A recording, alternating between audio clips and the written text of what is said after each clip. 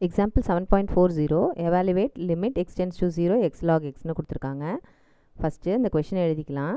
limit x tends to 0 x log x. இதை நம்ம numerator by denominator டேர்மாக நம்ம மாற்றிக்கிட்டோம்னா நம்ம என்ன செஞ்சுக்கலாம், லோபிட்டால் ரூல் யூஸ் பண்ணிக்கலாம். ஓகேவா? அதனால் நம்ம என்ன செஞ்சுக்கிறோம், இந்த லாகை வந்து நம்ம எதுவுமே செய்ய வேணாம். லாக் வந்து எப்பவும் போல் நியூமரேட்டரில் இருக்கட்டும். ஆனால் இந்த பக்கத்தில் இருக்கிற டேர்மை என்ன செஞ்சுக்கலாம், நம்ம டினாமினேட்டரில் கொண்டு வந்துக்கலாம். வெறுமனே அப்படியே என்ன செய்ய முடியாது, எக்ஸ்னு கீழே அப்படியே இங்கே எழுதிட முடியாது, வேல்யூ மாறிடும். அதனால் என்ன செஞ்சுக்கணும், 1 டிவைடட் பை எக்ஸ்னு நம்ம எழுதிக்கணும். அப்போ தான் என்ன செய்யாது, வேல்யூ மாறாது. இப்போ இந்த எக்ஸை 1 பை எக்ஸை இப்படி தலையில் கொண்டு போனீங்கன்னா என்ன ஆகிடும், நியூமரேட்டருக்கு வந்துடும். அப்போ X log X original question வந்துடும். இப்போ என்ன செய்யணும், இந்த எக்ஸோட வேல்யூவை கொண்டு போய் இந்த ஃபங்க்ஷனில் சப்ஸ்டியூஷன் பண்ணுறோம். என்ன ஆகும்னு பாருங்கள், log 0 divided by 1 by 0. log 0ங்கிறது என்னது, இன்ஃபினிட்டி. அதேமாதிரி 1 divided by 0ங்கிறது இன்ஃபினிட்டி. இப்போ இன்ஃபினிட்டி பை இன்ஃபினிட்டின்னு வந்ததுனால இதை நம்ம ஃபார்ம்னு எழுதிக்குவோம். இன்ஃபினிட்டி பை இன்ஃபினிட்டி, 0 பை 0 இதெல்லாம் என்னது, ஃபார்ம். ஓகேவா? இதனால் நம்ம என்ன செய்யணும், இந்த கொஷினை நம்ம இங்கே ஃபைனலாக ரீஅரேஞ்ச் பண்ணி வச்சுருக்கோம் இல்லையா, இந்த கொஷினை என்ன செய்யணும், நம்ம டிஃப்ரென்ஷியேஷன் பண்ணணும். எப்படி டிஃப்ரென்ஷியேட் பண்ணுறது, நியூமரேட்டரை டிஃப்ரென்ஷியேட் பண்ணி நியூமரேட்டர் எழுதிக்கோங்க, டினாமினேட்டரை டிஃப்ரென்ஷியேட் பண்ணி டினாமினேட்டரில் எழுதிக்கோங்க. ஓகேவா?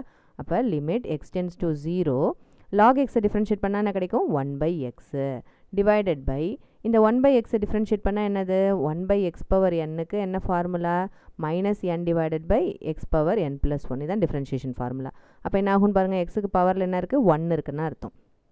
அப்போ என்ன ஆகும், minus 1 divided by x power 1 plus 1, 1 plus 1ங்கிறது 2. இது அப்படியே ரெசிப்ரோகேட் பண்ணிக்கோங்க. அப்போ என்ன ஆகும், limit x tends to 0 minus இந்த மைனஸ் வந்து மேலே போயிடும். இந்த ஒரு எக்ஸும் இந்த எக்ஸ் ஸ்கொயரில் உள்ள எக்ஸும் ஒரு தடவை கேன்சல் ஆகி பேலன்ஸு மைனஸ் எக்ஸ் இருக்கும்.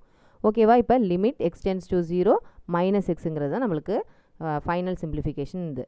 அப்போ இந்த எக்ஸை கொண்டு போய் இதில் சப்ஸ்டியூஷன் பண்ணுங்கள். என்ன ஆகும்னு பாருங்கள், மைனஸ் 0ன்னு கிடைக்கும். அதாவது 0 விச் இஸ் ஈக்குவல் டு 0ங்கும்போது ஒரு ஆன்சர். ஓகேவா? 0 பை 0ங்கிறது தான் ஃபார்ம். ஆனால் வெறும் 0வோ இல்லை வெறும் இன்ஃபினிட்டின்னு கிடைக்கிறது நம்மளுக்கு ஆன்சர். ஓகேவா? அப்போ ஃபைனல் ஆன்சர் என்னன்னு எடுத்து எழுதிடலாம். X tends to 0 x log x is equal to 0ங்கிறது ஆன்சர். ஓகேவா? நெக்ஸ்ட்டு எக்ஸாம்பிள் 7.41 பார்க்கலாம். Limit x tends to infinity x square plus 17x plus 29 divided by x power 4. First ஸ்டெப்பை என்ன செய்வோம், இந்த லிமிட்டை கொண்டு போய் அந்த கொஷினில் சப்ஸ்டியூஷன் பண்ணுவோம். So infinity square plus 17 into infinity plus 29 divided by infinity power 4.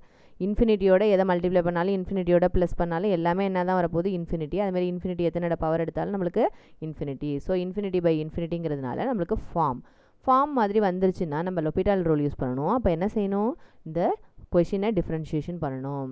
நியூமரேட்டரை differentiate பண்ணி நியூமரேட்டரில் எழுதுங்க, டினாமினேட்டரை டிஃப்ரென்ஷியேட் பண்ணி டினாமினேட்டரில் எழுதணும். u பை v மெத்தடுக்கு போகக்கூடாது. ஓகேவா?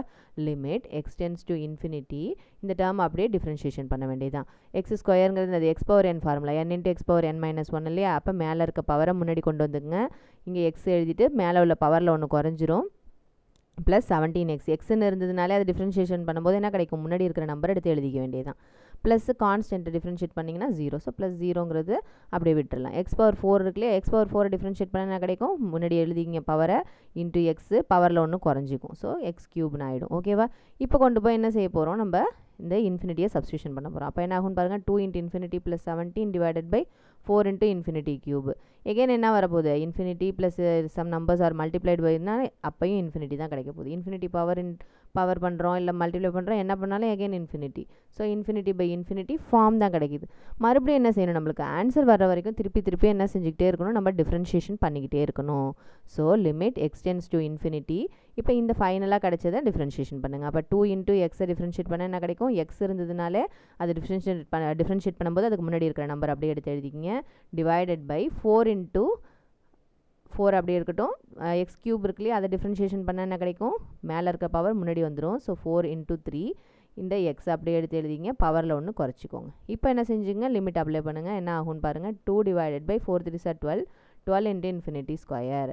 அதாவது ஒரு நம்பர் டிவைடட் பை இன்ஃபினிட்டிங்கும்போது நம்மளுக்கு ஆன்சர் என்ன கிடைக்குது, 0. ஓகேவா? நம்பர் டிவைடட் பை இன்ஃபினிட்டி என்னது, ஆன்சர் 0.